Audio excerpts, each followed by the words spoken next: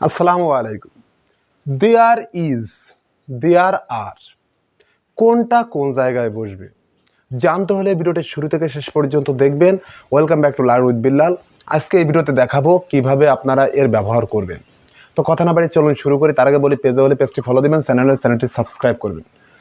তো এখানে there is আর দেয়ার আর, দেয়ার এইখানেও দেয়ার ওইখানেও দেয়ার, কিন্তু এক জায়গায় ইজ বসছে আর এক জায়গায় আর বসছে কেন এবং কোন জায়গায় বসবে সেটা জানতে হলে আমার সাথেই থাকবেন।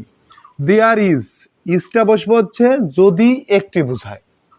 যেমন উদাহরণ সহকারে যদি বলি, there is a pen on the table, on the table. এই যে এ পেন একটি কলম, এই ক্ষেত্রে হচ্ছে ইজ। আর যদি এখানে এরকম হয়, there are three pens, three pens on the table,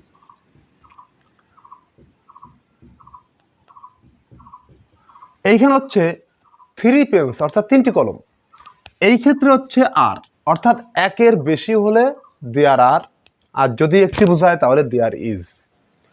এই হচ্ছে মূলত দেয়ার ইজ এবং দেয়ার আর এর ব্যবহার।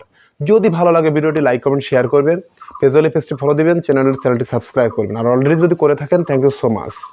ভালো থাকবেন। আসসালামু আলাইকুম।